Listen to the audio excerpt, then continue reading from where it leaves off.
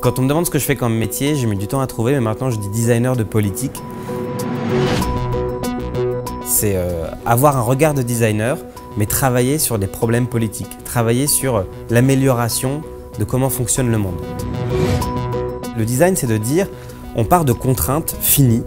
Le corps humain, il a telle morphologie, et en fonction de ça, on doit faire une chaise qui correspond à n'importe quel corps humain, quoi. Moi, j'essaie d'utiliser ça, mais ailleurs. Et de dire, notamment, la planète, c'est des contraintes finies. Il y a tant de ressources naturelles, on peut absorber tant de gaz à effet de serre. Et à partir de ça, on peut définir le mode de vie possible pour l'humanité. Donc ça, c'est du design finalement.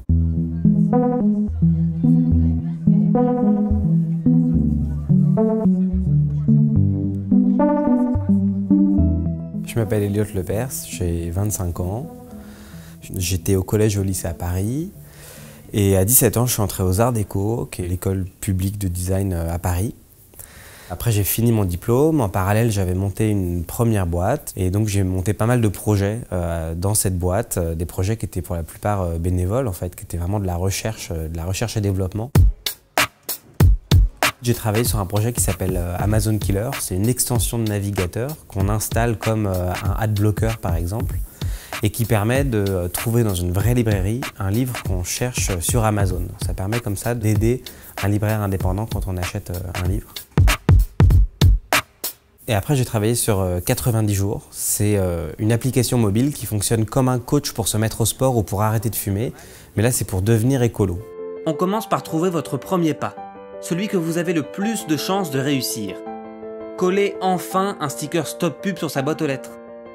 Afficher le calendrier des fruits et légumes de saison dans sa cuisine.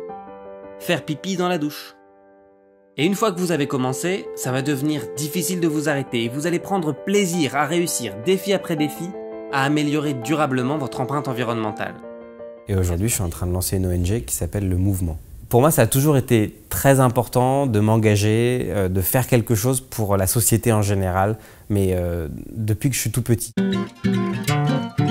En CM2, j'avais fait une pétition pour qu'on puisse redistribuer tout ce qui n'avait pas été mangé à la cantine le midi aux sans domicile fixe de la ville. Et depuis que je suis tout petit, je me suis fait la promesse de, en devenant adulte, jamais devenir cynique, jamais être désillusionné par ça. À la fin du lycée, en fait, tous mes profs, ils voyaient un gamin qui était passionné par la manière dont le monde fonctionne et comment est-ce qu'on peut l'améliorer. Donc évidemment, ils voulaient tous que j'aille faire des sciences politiques, quoi. Et moi, ça ne m'intéressait pas parce que je pensais qu'aller là-dedans, c'était à coup sûr se formater à une certaine vision, à une certaine manière de voir le monde. Moi, ce qui m'intéressait, c'est d'avoir un pas de côté, c'était de faire ça différemment. Et c'est pour ça que j'ai plutôt voulu faire une école d'art en me disant c'est pas là que je vais apprendre comment fonctionne la société. En revanche, c'est là que je vais apprendre à savoir m'exprimer et à savoir poser un regard différent. Moi, depuis que j'ai 14 ans, je bidouille des sites internet et pour faire des sites, il faut coder. Et pour apprendre à coder, en fait, c'est très simple. Il suffit d'aller sur n'importe quel site et puis vous appuyez sur Alt-Pomme-U et vous voyez le code source de la page. Vous voyez ce qui a été codé pour que ça ressemble à ce qu'on voit quand on regarde un site. Et moi, je suis complètement autodidacte sur le code. Internet, en fait, ça a vraiment changé la société parce que ça apporte la possibilité de fonctionner de manière horizontale. Ça distribue le savoir, ça distribue la capacité pour tout le monde d'agir et de travailler en réseau. Et donc ça rebat les cartes. Moi, j'essaie d'utiliser ce changement-là qu'apporte Internet dans la société pour essayer de voir comment est-ce qu'on peut se rassembler, comment est-ce qu'on peut créer de la puissance au niveau des gens qui sont personnes, au niveau des gens qui ne sont pas élus, au niveau des gens qui n'ont pas les cartes en main.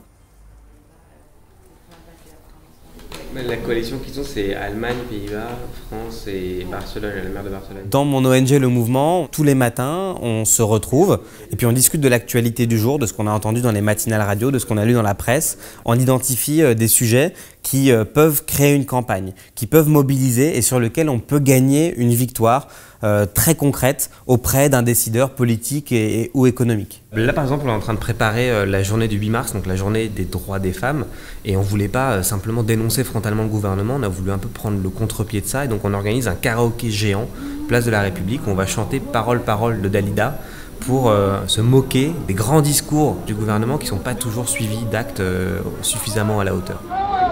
Parole, parole, parole, écoutez-moi!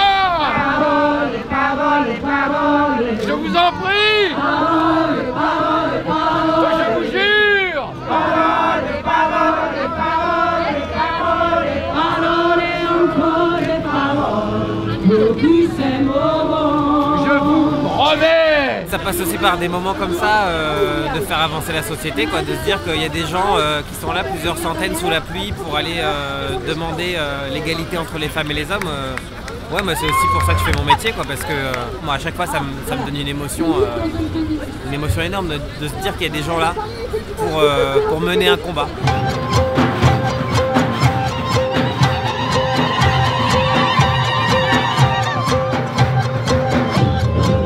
Moi, je pense qu'on a besoin de développer une esthétique autour des luttes parce que c'est dans l'esthétique qu'on arrive à ancrer un imaginaire et c'est l'imaginaire qui nous permet de créer des mouvements durables parce qu'on a besoin de rêver. Et le rêve, ça peut être très, très réaliste en fait.